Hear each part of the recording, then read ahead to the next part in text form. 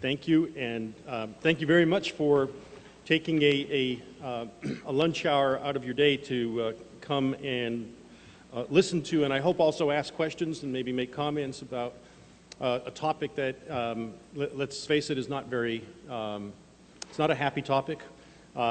It can be quite upsetting, but it is a real, it's both a challenge to every community and it's a credit to every community that rises to the challenge of confronting sexual violence. Because the question isn't whether Little Rock or the University of Arkansas or any institution or community within this area has a problem or more of a problem. This same problem exists virtually everywhere, every community, whether it's a university, whether it's the U.S. military, the four services of the military, the Coast Guard. It's a problem that exists in human societies. And the real question is, what does a community do to respond to the problem? Does it take it seriously? Do we get leadership? Do we have the kinds of organizations that try to marshal the resources of the community to do everything possible to respond as effectively as possible to sexual assault cases when they occur, and also to prevent sexual violence? Because we do know that there are ways of at least reducing how frequently this occurs. And I hope to get at least a little bit into that prevention work towards the end of my talk. So a little, again, a warning just to reiterate, some of what I'm going to talk about is pretty disturbing. And I apologize, but there's no way to really talk about this without getting into some fairly disturbing content. I'll try to warn you when I get into particularly disturbing stuff. So there are a couple points I just want to make, and they're sort of fairly obvious, but they're worth just sort of collectively acknowledging. There really is something very different about sexual assault or sexual violence. We don't, as a society or institutions, we don't respond the same way to sexual assault as we do to other kinds of interpersonal crime or crime in general. And these kinds of crimes, when they erupt somewhere, they have a different effect. And just, you know, I keep changing this slide because every few months there's some other institution who gets its turn, right? And can you imagine that the folks at Penn State, they didn't wake up that morning in November knowing that, you know, life as they know it or knew it was about to change forever, and yet it did. And the thing is, those of us who are working in my field, I do a lot of consulting with universities, with the military, and we keep warning people.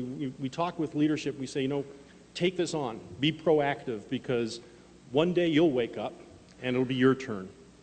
And so I'm still hoping that that's the way institutions will begin to see this, it's not anybody's unique problem, it's all of our problem, and really the question is, what are we doing about it? The other thing that makes sexual assault different is that it's really one of the only crimes where there's actually so much mythology, so much misunderstanding, misinterpretation, misinformation about really virtually every aspect of sexual assault, that it makes this really challenging. It makes it challenging on so many levels. I could really talk for the rest of the hour just about all the challenges. My wife is a sex crimes prosecutor, and I've heard stories, and I've been in the courtroom, you know, slam dunk cases, so much evidence that this shouldn't be even a question. Why are we even here? And the jury hangs, or the jury acquits. And it's always because, and we know this because we do jury research, I've done jury research myself, you'll get jurors, members of the community walking in there, and they have these ideas about what a rape is and what a rapist is and what a rape victim should look like and what she should behave like, and just all this stuff that just completely then impedes, in that case, the criminal justice process. So it really is a unique area of crime, and we face unique challenges, and that's one of the reasons why our law enforcement agencies, our prosecuting offices, in a university, our judicial boards, all of these components of our institutions need to be really specially trained to handle these kinds of sexual assault cases. Okay, since I'm going to talk about offenders, I'm going to give you some core bullet points about what you're going to hear. One, there's no profile of a sex offender, all right? These guys look like everything and anybody. And there's often this idea that somehow you could figure out what a sex offender looks like, or what a profile, something like that, and it doesn't exist. I have worked on cases of serial rapists who were judges, serial rapists who were doctors, priests, you name it, every walk of life you could imagine. Every socioeconomic class, every ethnic group, every racial group, there is no profile. Most offenders are serial offenders. And this is key. This is absolutely key, and I will harp on this over and over again, so I don't have to say more about it now. And one of the reasons why it's so key is that the vast majority of sexual assaults are perpetrated by serial offenders. And this has huge implications for prevention, and has huge implications for our criminal justice system and how we respond to these cases. And I will get into that in a little bit more detail. And then lastly, and I'll spend a little bit of time talking about this, those serial rapists that I'm going to be talking to you about are predatory, and I have sort of changed the font color for predatory because I want to stop and explain why I use that term. I am not using that term to be hyperbolic or to be sort of sensational. That really truly does describe accurately who these individuals are and how they operate, their disposition towards other people. And this has been documented in all kinds of research. It's also documented in case after case after case. When you do forensic work, you see this unfolds oftentimes over decades, just how predatory these individuals are. It's also extremely important to understand, for example, for investigators to understand, that, I'll give you one example since I'm talking about it. We often think of sex offenders in sort of categories, like a rapist. A rapist is somebody who attacks adult victims. A pedophile is somebody who attacks children. A child molester is somebody who attacks children. We have two words for that. Why? Well, because pedophile is actually a diagnosis, and it means that somebody has a sexual orientation towards kids. There are actually very few child molesters who are pedophiles. Child molesters we think of as individuals who assault children, but actually the majority of child molesters also rape adults. The majority of rapists also sexually assault children. And the reason for this is that they're predatory. What they really do is they identify vulnerability and they exploit it. And so the history of most sex offenders, once you catch them, if you do, is that for a period of time they will assault children because they have access to children and they're the most vulnerable people they have access to. Other times they'll assault adults. They may assault people with disabilities if they have that opportunity. They are predatory individuals, and that's a key thing to understanding their behavior. Okay, so some key facts. I'm going to get into a little bit of statistics here, but it won't be much, but they're kind of important. And this is a sort of a reassurance. At this point, I know I'm already getting some people depressed, so I want to, some good news, all right? They're actually few in number, all right? And I'll show you some studies we've done, and this is just a handful. We've got, at this point, dozens of studies that have been done around the world. And the bottom line here is that, and the newer studies actually coalesce around the number, between 4 and 5% of men in any community acknowledge committing an act that meets the legal definition of rape. And I don't have time during this hour-long talk. I'll be here afterwards for those of you who may be interested in the methodology behind this. We are measuring here behavior that has never been reported, that has never been prosecuted.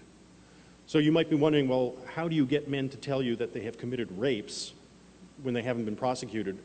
And the way we do that is we don't ask questions like, have you ever raped? We describe the acts, the behavior in graphic terms, never using the word rape or assault or abuse. And why would somebody read a question like that that describes, using force and all the rest, and say, yes, I've done that? And the answer is because they have no sense that that's rape, no idea that that's rape, because who do they think a rapist is? A guy in a ski mask, hiding in the bushes, holding a knife or a gun, something like that. That's their idea, and that's still very much an idea that's very widespread in our society. So we're able to do this research, and what we find is that approximately 5% of men in any community report committing acts that meet the legal definition of rape. Now, I want to dig a little deeper into this because the news is in some ways it's better. In some ways it's a little scarier, but in some ways it's better. So I mentioned already that the majority of rapists are serial offenders. So now what I want to do is I want to take you into a study that we did in the Boston area. And we actually, the subjects in this study were university students. It was a commuter campus where I teach at UMass Boston, so they're a little bit older than the traditional student, and they all work, but they're still roughly that student age. So we looked at 1,882 men. 120 of those men were rapists. They had committed acts that meet the legal definition of rape. And 63% of the rapists were serial offenders, so roughly two-thirds, almost two-thirds. If you look at this sample as a pie chart, the first thing that's really important to note is the huge slice here, the biggest piece of the pie, are the men who do not rape, have not raped, and I can say with a great deal of assurance, will not rape. And why this is key is that I do want to end up, because this is the only way to make this somewhat less depressing, I want to talk about prevention. I want to talk about what communities can do to prevent this. And there's an enormous number of allies in any community. So the vast majority of men and the vast majority of women do not assault other people. They do not abuse other people. And therefore, there's an enormous pool of potential allies that we have to educate, mobilize, and get them actively involved in protecting their fellow members of the community and becoming active participants in rape prevention. Now, in our sample here, you can see this yellow slice here, and that was the men who'd committed an act of rape that hadn't been repeated. So a one-time affair, never happened before, didn't happen afterwards. And I'm going to reserve saying very much about them because I really want to focus on the serial rapists. The serial rapists are the red slice here, and that was 76 men. So now we're down to 76 out of 1,882, 2.something%. But look at the number of rapes committed by those 76 men. 439 rapes and a handful of attempted rapes. And I'm going to dig a little deeper yet into these data to show you, give you a much better sort of complete picture of who these individuals are. Before I get to it, again, let me reiterate, none of these rapes were ever reported or prosecuted. So this is, and this is, of course, the vast majority of sexual assaults. We know that the vast majority of sexual assaults are non-stranger assaults, and we know that they're mostly not reported. And so the criminal justice system, the university, never hears about them, never knows who's been assaulted or who's committing the assaults. Now, what we did is, in addition to assessing rape, using the same kinds of questions, there were something like 27 questions in all, we assessed other forms of interpersonal violence to find out if they had done other things besides rape. And here's what we found. The 76 serial rapists had committed 49 sexual assaults, 439 rapes and attempted rapes, 66 acts of physical abuse against children, 277 acts of sexual abuse against children, and 214 acts of battery. That's domestic battery, so domestic violence. And that was a total of 1,045 offenses committed by just those 76 men. So now here's a point I want to make. How many people here have heard of the term date rape? Yes, everybody. Okay. And then I will assume that you've also heard the term, kicked around, date rapist, so the person who commits a date rape. Right? Now, somewhere back in the 1980s, this is as close as I've been able to narrow it down.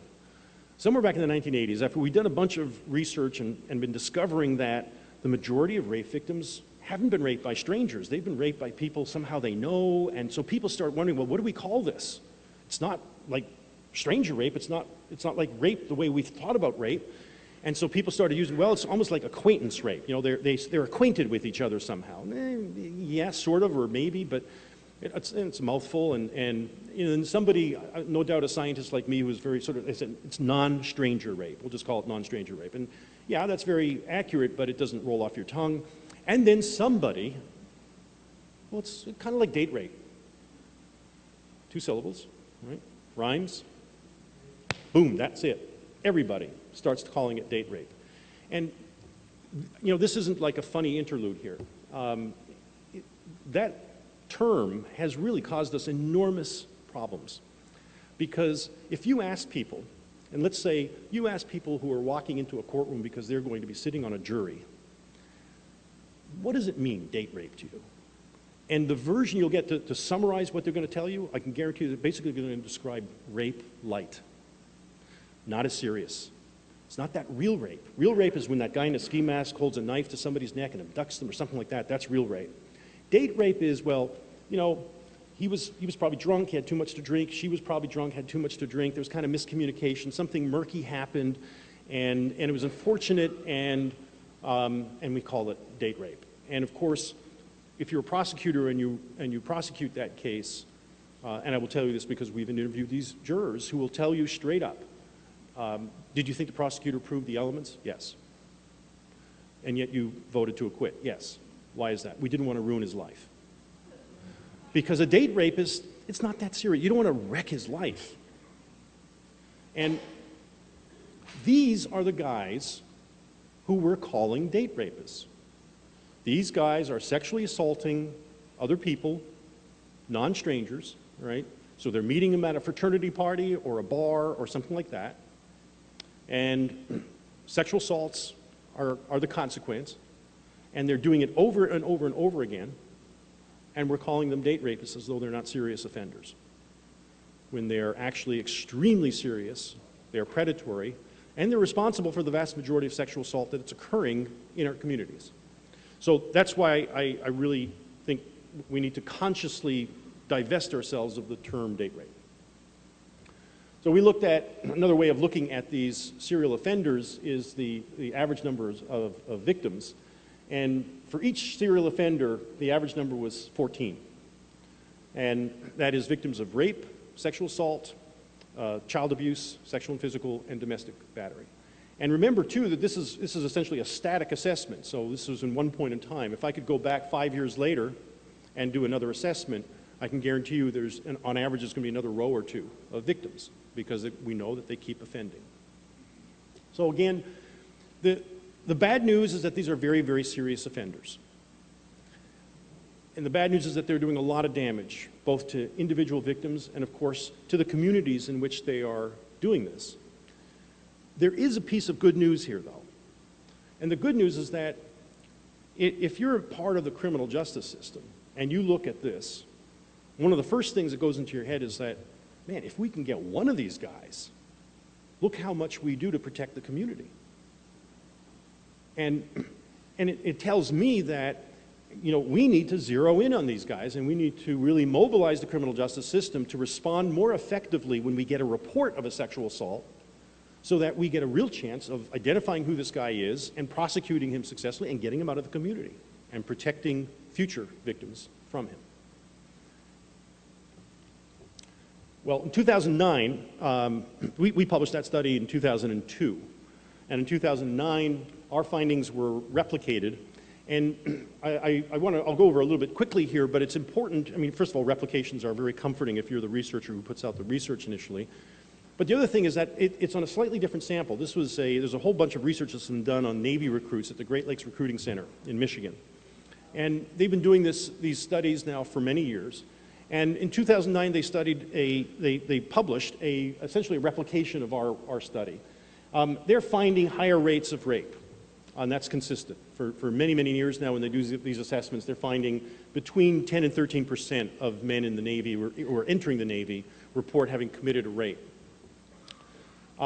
They found 71% of the rapists were serial offenders, so slightly higher than we found. Our number was 63%. The average number of rapes committed by each serial rapist was 6, which is exactly the same number that we got, also 6. So if you look at these two studies side by side as pie charts, the first statistic here, the percentage of serial rapists, as you can see, it kind of brackets 2/3. It's an easy thing to remember. But here's the thing that I want to bring to your attention. In our study, 91% of all the rapes that were committed in this sample were committed by serial rapists. In the Navy study, 95% of all the rapes were committed by serial rapists. So again, from the standpoint of law enforcement, but also now from the standpoint of, if I'm a university president who was concerned about sexual assault on my campus, this is a very important figure to look at. Because, first of all, from the criminal justice perspective, this is what a typical report sounds like of a non-stranger rape. There's a delay in the report, so it's not like the victim, within minutes of the assault picks up the phone, dials 911. All right? It is often hours or days or weeks later. And there are many reasons for that. Suffice to say that in the vast majority of these cases, the victim is confused. Victim herself may think that a rape is when a guy in a ski mask assaults you, so why am I so upset, and so forth. And it's only when she talks to her roommate or a sister or somebody who begins to hear, sees how distressed they are and begins to tell them, I think you should probably talk to somebody about this, and eventually a report is made. So you get this delayed report.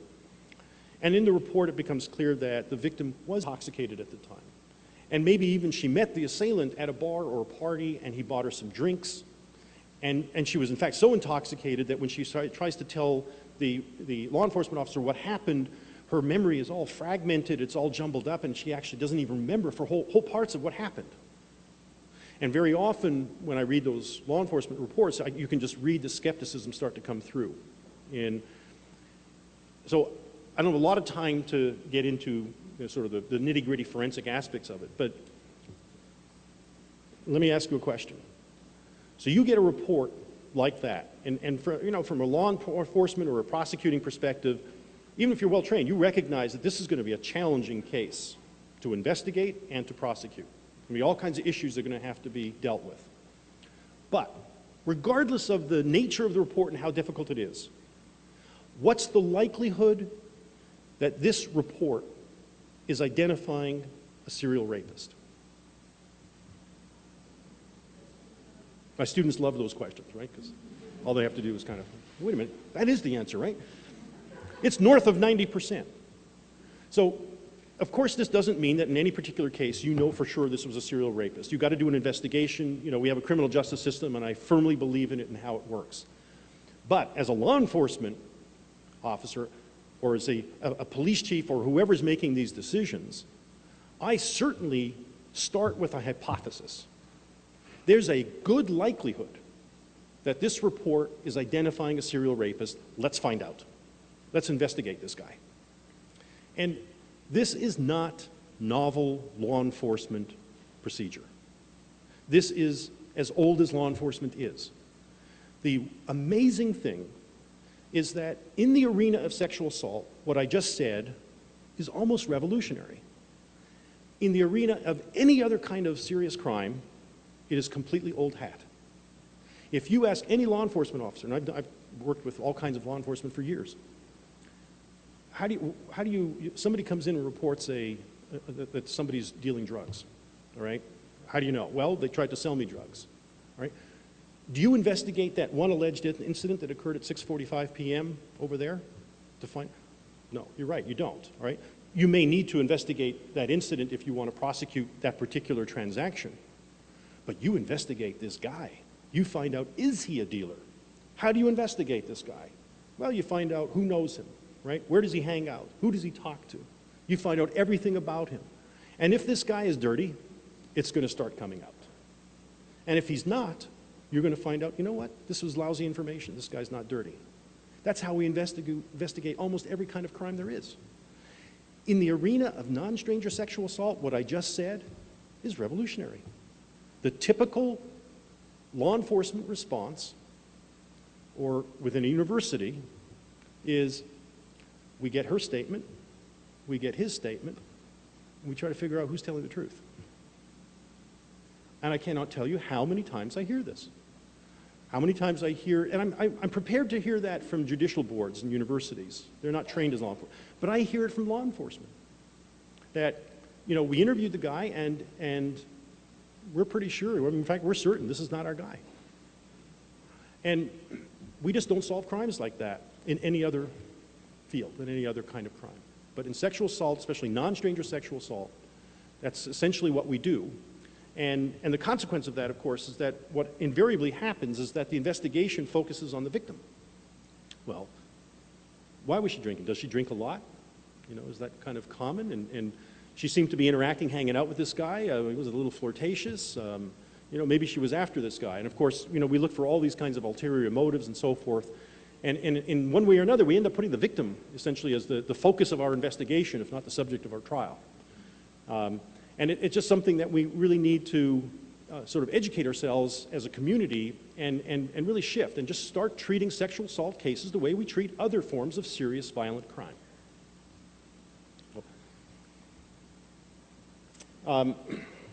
Yeah, I have time for this. So I want to show you a videotape. Let me explain what you're going to see here. When we do our research, we start off with we ask men a lot of questions about their sexual behavior, and some of it's consensual behavior, coercive behavior, and then of course we have these questions that ask about rape and sexual assault and all the rest. When we get their responses, we then do screening interviews. So we bring in both the rapists and control subjects into our offices, and we do interviews, and we audio tape the interviews. And in those interviews, the first sort of step is to make sure that there was no misunderstanding, that they understood the questions, that they really had committed acts that meet the legal definition of rape. And so we actually get, as you'll see in a moment, very detailed accounts from them about what happened. And then we gather other data. Now, as I said, we audio tape these interviews, and then we generate verbatim transcripts of the interview. When the National Judicial Education Program decided they wanted to make a video of a small segment of one of these interviews, they decided, well, since it's a video, we're going to have a person there, and we didn't have a videotape, we had an audio tape, so they hired an actor. And so you're going to see an actor, but you're going to hear the exact words of the rapist as he answers these questions and describes what happened. So here I need to warn you, what you're going to hear is a little rough. Some language is rough, and then the whole thing. I mean, he will describe a rape. It's very instructive, and there's so much, even in just 5 minutes, that you will hear that I'm going to actually open it up for questions and comments and let you sort of tell me sort of what is salient to you as you listen to this.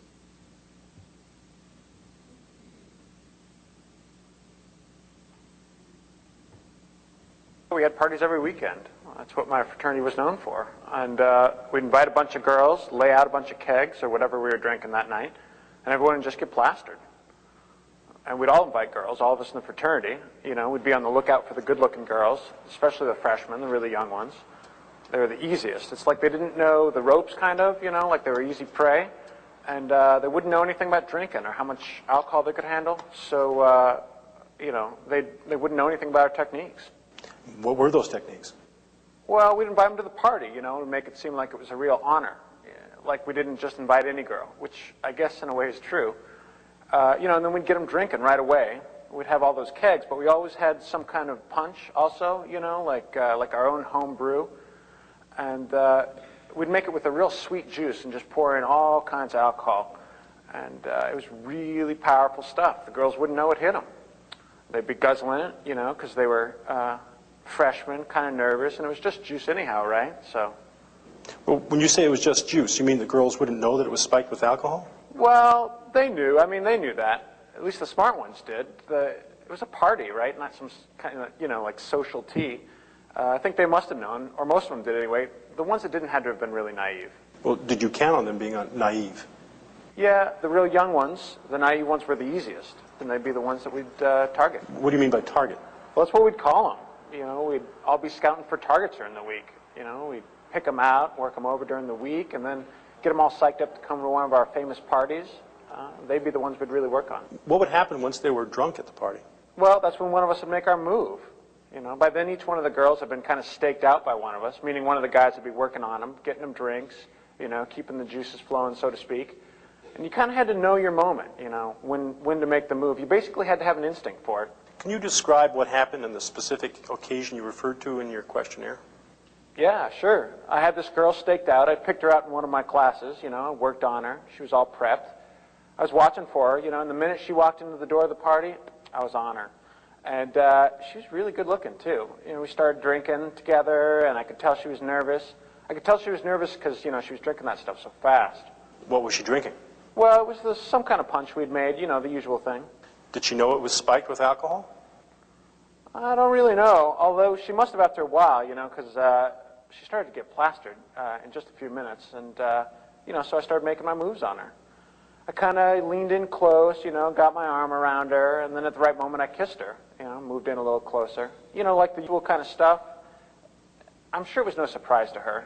She'd done it 1,000 times before, you know, and after a while, I asked her if she wanted to go up to my room, you know, get away from the noise, and she came right away. So, actually, it wasn't my room. You know, we always had several rooms designated before the party, you know, that were all prepped for this.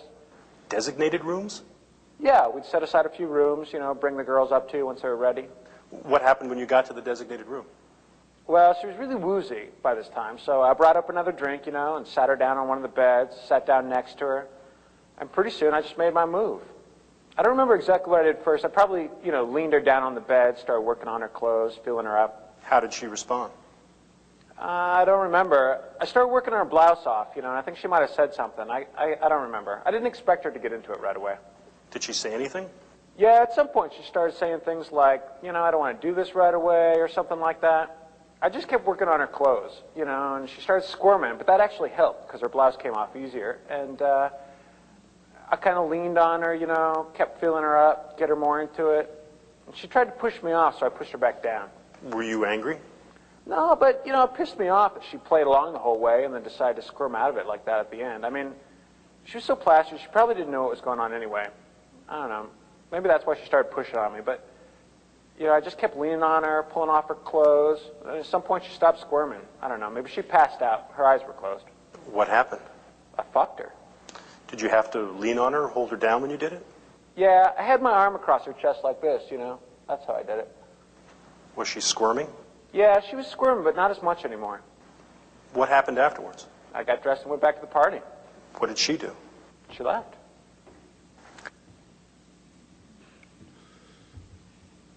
So, sorry. I would like, I know it's sometimes uncomfortable for people to raise their hands and be the first person to either ask a question or make a comment, but I do want to open it up for, I have other things I'll say, but to let you have a chance to either ask a question or make a comment. And what I'm really interested to hear is what do you hear when you hear this? What's your reaction? What was salient to you as you listen to this? Yes. I think there's a microphone coming. Hang on a second. I had noticed on a couple of occasions he had talked about that they would stake out the attractive girls and that this girl was very good looking. And when I had been trained I work in domestic violence and sexual assault with children and adults as a clinical social worker. And what I had been trained in graduate school was that rape and sexual abuse of children is not actually about sexual impulses or testosterone. It's about power and control. It's about violence. So I was interested that he was making it sound like he had, you know, he was very sexually attracted to her, and maybe that's part of what played into this, but really he sounded like, very much like he was having power over her and he called her target and that sort of thing. Yes. So I was curious about what your research said about the difference between maybe some of the causal factors. Sure.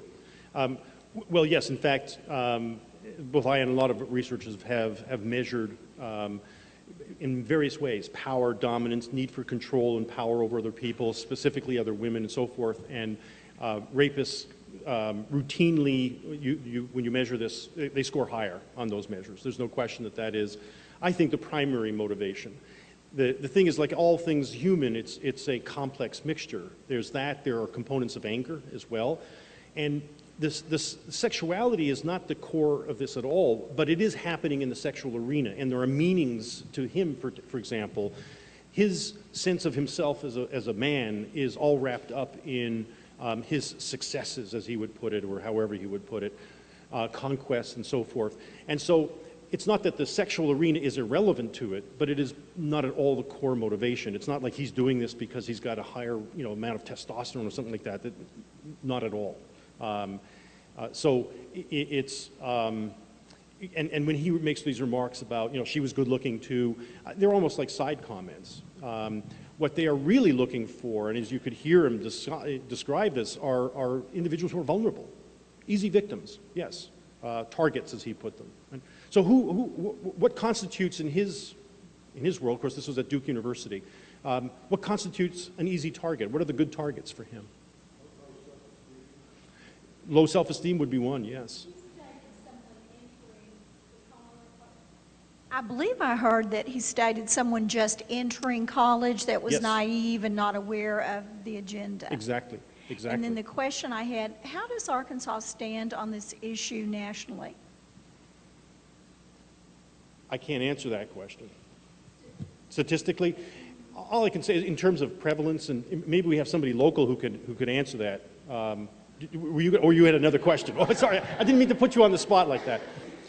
What I'll say is this: we have got studies that have been done nationally for many years, both university studies and community studies, that really don't show a lot of variability. There are some states where there seem to be higher rates, but even there you have to be very cautious in sort of interpreting those data. There could be higher rates of reporting, there could be higher rates of individuals willing to respond to these kinds of questionnaires. There's a lot of things that make it very difficult to bottom line is every community has a large enough problem that it needs to be attended to. Excuse me, Dr. Lisak. Can I answer that question? Arkansas, you asked that. The CDC had come out with a study not too long ago that in the U.S., it's just a little over 1 in 5 women by the end of, at some point in her life will experience a rape, and that is a completed rape, an attempted penetration, and also drug and alcohol facilitated. And in Arkansas, if you look at the numbers of those victims that this study showed, and if you use the 2010 census of women over 18, it comes out to just a little over 1 in 5 women. So we're looking at 1 in 5 women in Arkansas.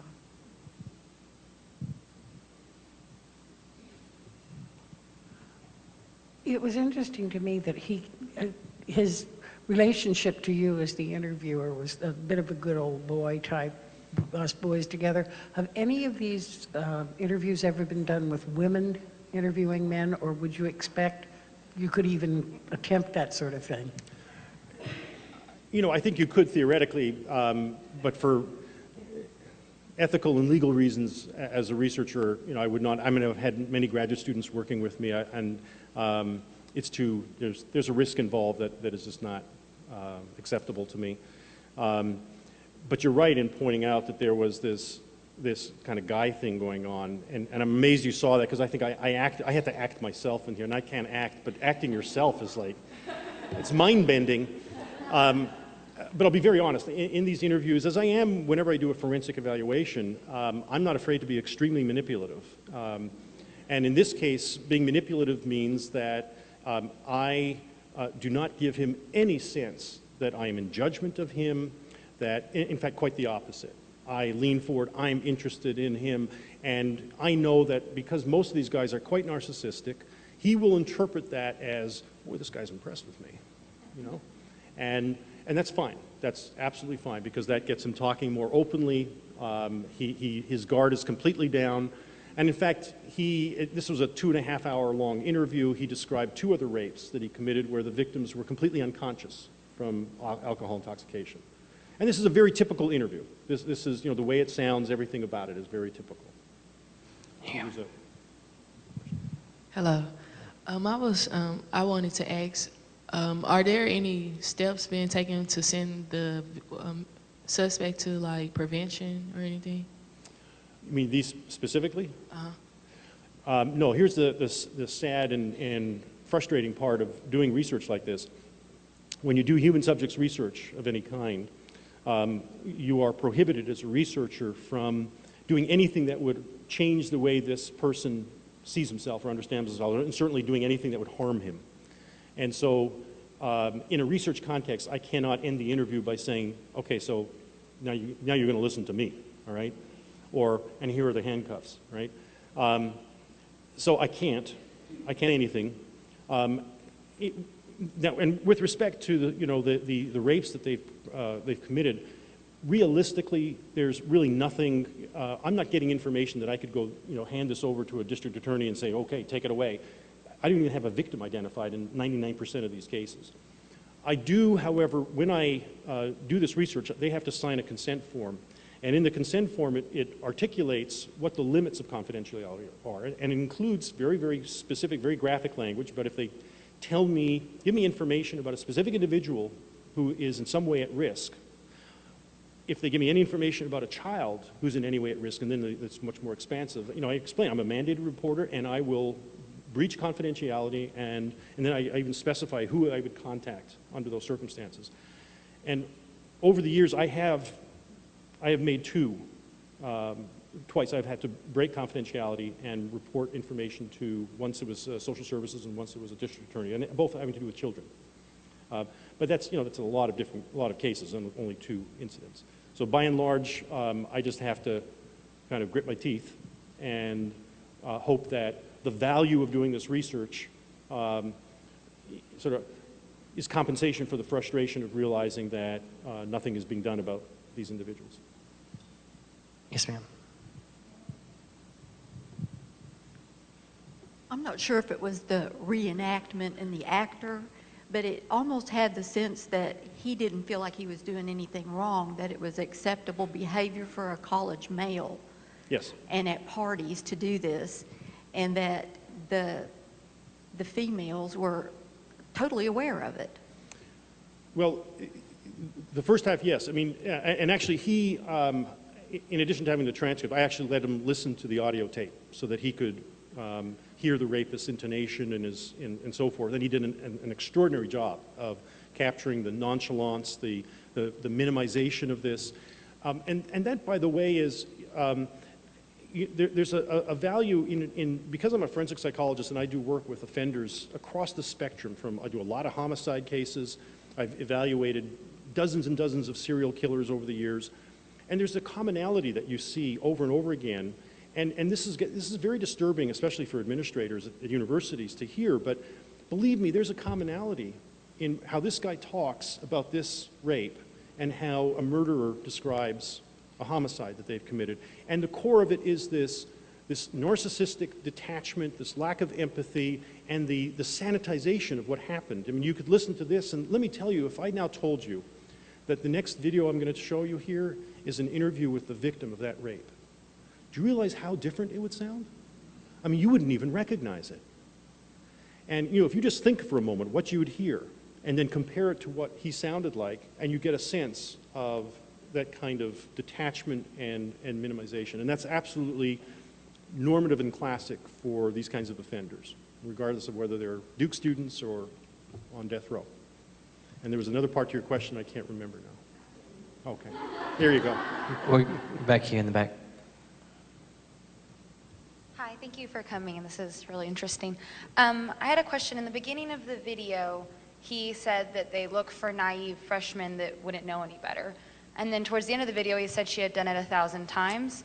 So you ought to get a prize for that. But are those inconsistencies common, and what is that indicative of, or what does that mean? So what you've just picked up on, and I have to say it's rare for it to be picked up on, is a classic cognitive distortion that sex offenders are famous for. In fact, that's the term that we apply. It comes out of sex offender management and treatment programs. And you hear those kinds of distortions so routinely, and they're wild, some of these distortions. But that's a perfect one, a perfect example. So yes, on the one hand, he is telling us he's targeting these young women who are new to campus. They're 18 years old. They're naive. They've never done any of this before. They're easy to take advantage of because of that. Oh, and she's done this 1,000 times before, which of course, if you think about what's the word, you don't have to repeat it, but you know what he's saying here, and what that is, part of that is, that's his way of degrading and dehumanizing and objectifying her, so it doesn't matter what he has to do to get what he wants from her, because she's just that thing, the kind of woman who does this 1,000 times, when of course it makes absolutely no sense. But that's, as I said, it's a classic cognitive distortion, and these guys are famous for those kinds of distortions. Yes, sir. It's coming. There's a microphone coming for you. Thank you. Can you hear this? Okay, yes. Great.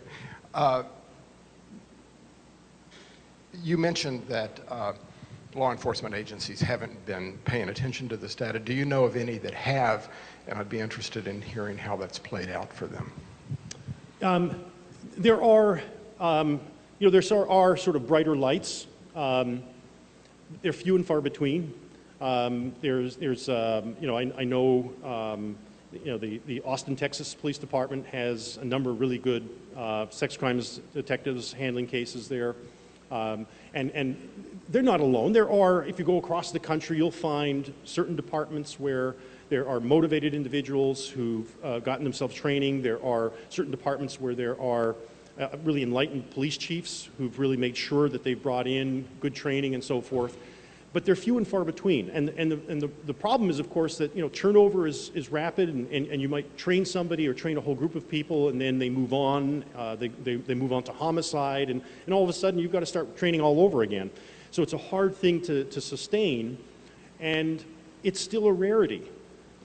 There is still sexual assault and sex crimes in general in a lot of law enforcement agencies, and prosecuting offices are considered kind of, you get away from that as soon as you can if you get stuck with it. And these are often viewed as very frustrating cases. And some of this is realistic. It's really complicated, and it can be very taxing and trying. You're often dealing with a victim who's very ambivalent about their interactions with law enforcement and with the criminal justice process. You're often dealing with victims who, this is not their first victimization. Victims who have been repeatedly victimized. And as a result of that repeated victimization, they've adapted to this in some ways that aren't helpful to them. They're self-destructive, all right? But of course, that's why they've been targeted. That's why sexual predators are targeting them. So the balance that we're always trying to sort of work with law enforcement is, I understand that it's frustrating. I understand that these victims can be very taxing to work with. Keep your eye on the prize, though. The prize here is that there's a predator who you're after, all right? And as frustrating as it might be to work with this victim, you got to work with this victim because she's how you get to that predator. And, in my experience with law enforcement is that, they like hunting. And if you can get their hunting instincts in on this, and then say, listen, sometimes if you're really hunting, you've got to spend a lot of time sitting in a tree, right? And it can get really boring. And it can really hurt your rear end, all right? Think of it that way, okay? Sometimes you got to do things in the course of an investigation that are frustrating, they're tiresome and so forth, but you're doing it because you've got a goal here, and keep your eye on that goal. Now, this is a long, long process of training more and more people so that we begin to sort of have real inroads. My hope is that actually we're going to see this happen in the services actually sooner than we'll see it in general in our communities, because the military is under such pressure that, and it's good pressure. I know they hate the pressure, but we need it. That I think we're going to see some real substantial changes in how the military responds and investigates these cases, and then I'm hopeful that that's going to, we see a lot of guys from the military move out into the civilian law enforcement agencies and so forth, so I think we'll see this sort of the culture change. But we're talking about generations. I think we're clearly talking that long. Hi. The man on the tape sort of talked about the rapes as a group activity almost, whereas it seems like that you've been discussing it as sort of a personality problem with the individual. And I was wondering what you made of that. That's a great point. Most of these assaults, that's the vast majority of these assaults, happen in some kind of social setting. And in this example, it's really magnified by the fact that it's happening in a fraternity. So if we were to look at this, and I actually interviewed 3 different rapists from that fraternity, and then I interviewed a whole bunch of other guys who were not rapists, but who were members of the fraternity. And what we had here is a real toxic culture that had developed in this fraternity, and it was a long-term thing. So, this fraternity had a reputation on campus. If you were at Duke long enough, you started hearing about it, you started realizing what was going on at this fraternity. It had been going on for years. Freshmen would come onto campus, males, and if those males had kind of attitudes and maybe some behaviors already in high school that kind of were in sync with this, they would gravitate towards this fraternity. So you get the synergism, so it keeps itself propagating. Now, not every member of that fraternity was raping, but every member of that fraternity was certainly aware of what was going on and participating, facilitating it, buying the alcohol for the punch, sharing information about likely vulnerable targets on campus and so forth, all kinds of ways. And that's an important thing to understand since we're sort of doing this by question and answer, which is great. So I'll bring in the prevention issue here. It's an important thing to understand when we start thinking about tailoring prevention messages for specific parts of the community. Because it's very clear that you're never going to, if you take that guy Frank, we're calling him Frank, that wasn't his real name obviously, but prevention is never going to get to him and convince him, hey, I'm never going to rape again, I'm sorry, I really, that was a bad idea, okay? That's never going to happen, all right? We need to get him out of the community, right? The facilitators in that fraternity, the guys who participate in all this but don't rape, if you're going to work with them, you're going to target them, that's a very different message, right? You're going to actually have to have some teeth in that message. You're going to have to say, listen, that guy Frank, you think you're a buddy? Well, we're in the process of prosecuting him, and you need to start thinking about which side of the line you're on. And that's that's not a cozy message, right? That's a very different message from, the vast majority of guys on Duke's campus, for example, who you could say to them, you know what? Do you want to be a member of the community where people respect each other? Where people don't abuse each other? Where they don't degrade each other, right? We're going to need you to step up, all right? Because that's the kind of community we want here at Duke. And when it comes to sexual assault, here's what we want you to do. First, we want you to understand what sexual assault is, how it really happens, all right? None of this stuff about guys in ski masks. It's happening right here on our campus. It's happening in some of our fraternities, in our bars outside of Duke, and so forth. And here are the scenarios in which we think it happens a lot. In fact, we know it happens a lot. And you need to understand that so that, the next time you're at a party and you see somebody who's really intoxicated and you keep seeing the same guy bringing another drink and another drink, that needs to click in you. And you need to think, well, why is that going on? And if somebody is that intoxicated, are they at risk in some way? And it becomes now your responsibility, all right? Because she or he, whoever it is a member of your community. And you've got a responsibility to your community. And then we're actually going to train you about when you realize, yeah, I have to intervene, we're going to train you to have the tools ready, practiced on how to intervene effectively. And that's a program, it's called Bystander Education. It's being used across the country. It's being used in anybody here from the Air Force? Oh well, something to be proud of. There you go. Excellent, all right. Bystander education is now universal in the Air Force. That means all 400,000 members of the Air Force are being trained in bystander education, from generals on down. All right? That's the way you begin to really change a culture and a community. And it's still going to take a long time, but it's an enormous step. It's never been done before on this planet. Right? So I've obviously taken your question like a politician and taken it far afield, but it is true that while these individuals are a small minority, they are embedded in subcultures and then larger cultures. And when we talk about preventing sexual assault, we are talking about changing the subcultures and cultures that surround these guys. That's how we're going to get to them. So that, for example, when I was working on a rape investigation on a base. It was an Air Force base. And we knew there was a key witness. In fact, he was an MP. And so we went out to interview him. And he very clearly decided that his loyalty was to his buddy, who he was not going to rat on. And essentially our investigation stalled out. What you hope for when you start changing the culture is that eventually guys like him start realizing that I don't want to be like him. I don't want him representing what my Air Force is. All right? So when the time comes, I got to make that choice, I'm going to talk to the investigator, and I'm going to tell him the truth, what I saw or what I heard. We have time for one more, right there.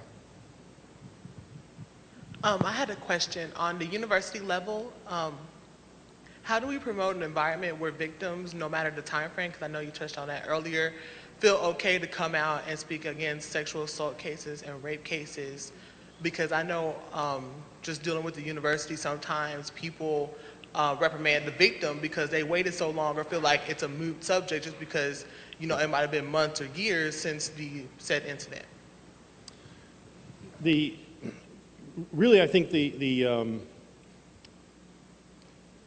ultimate goal of so much of this is to create a climate and whether we're talking about a community as a university or the larger community, is to create a climate in which a larger percentage of victims of sexual assault feel like they can come forward and report. And there are so many factors that go into that. It's the fact that a whole group of people thought that this was important enough to come here at lunchtime and listen to this. It is, and you know what? If somebody, this is going to be an unpleasant thing to say in some ways, but I'll say it anyway. If somebody in this room were to be sexually assaulted a week from now, part of their experience would be, I was in a room a week ago where, I don't know how many people are in this room. It was a room full of people who cared enough about sexual assault that they came to a talk. And that means that their sense of their community is one of, well, maybe then I can trust this. Maybe I can trust. Those people seemed nice. They seemed interested. I think they would support me. And that's the feeling that rape victims have to have. And the way you foster that in a community has got so many different facets. It's the kinds of work that you have a coalition and they're doing education programs and outreach programs, and they talk to the media and they get information out, and they try to dispel myths that are out there that people have, and that's all part of the process. And you want your law enforcement agencies involved, and you want your chief of police to come to the high school and talk to high school students about dating and about healthy relationships and so forth. And collectively, that begins to, the more a community actively confronts this and talks about it and talks about the things that the community can and should do and needs to do, it creates an atmosphere in which when a victim is assaulted, she or he feels more a sense that I'll be supported, I will not be vilified, I will not be blamed or attacked. And it's always going to be, it's a tough choice to make. The thing we need to remember is that when somebody's been sexually assaulted like this, it is a violation that is so profound, it's so deeply personal, that the natural inclination is to retreat inward. And the last thing you want to do is to be in any way public with this. So it takes an enormous amount of courage, and it takes an enormous amount of support. And that's what we have to be doing, is we have to be sort of creating the sense for victims that they will be supported, that they are supported by us, and over time, more of them will choose to come forward. Let's thank David for being with us today. Don't anybody leave. Don't anybody leave.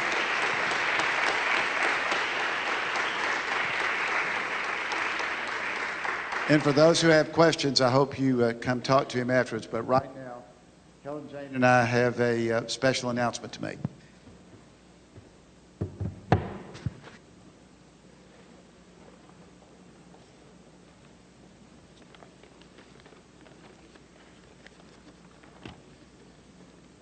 By the way, it's a real pleasure for the Clinton School to partner with this group every year. And his presentation today, and the ones we have had in the past and the ones we will have in the future. Very, very important dialogue. But right now I have the pleasure to present the Arkansas Coalition Against Sexual Assault's 2012 Visionary Voice Award.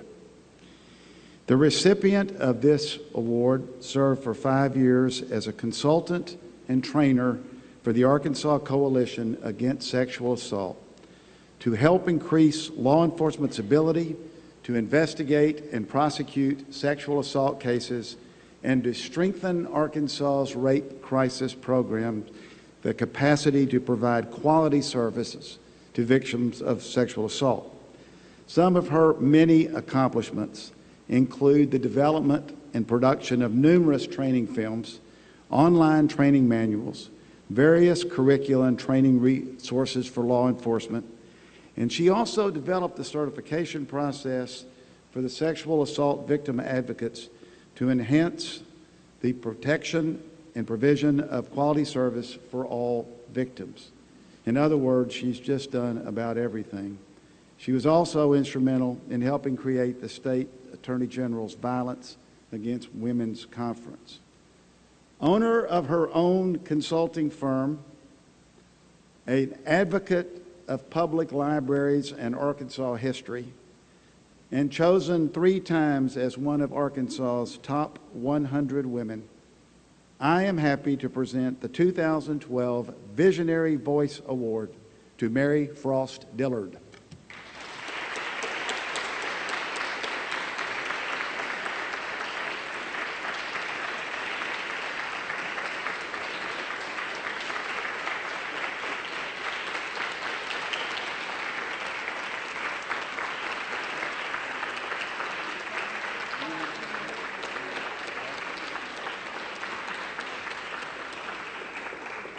I knew I was going to get this, but I thought it was going to be this little quiet presentation in the board meeting later. So this is great, and I learned so much, and this really is such a serious issue that we all need to, dedicate more concern and interest and advocacy work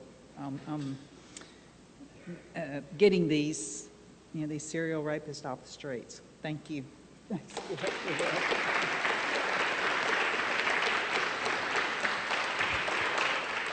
Thank you all for coming. Have a safe trip home, and see you soon.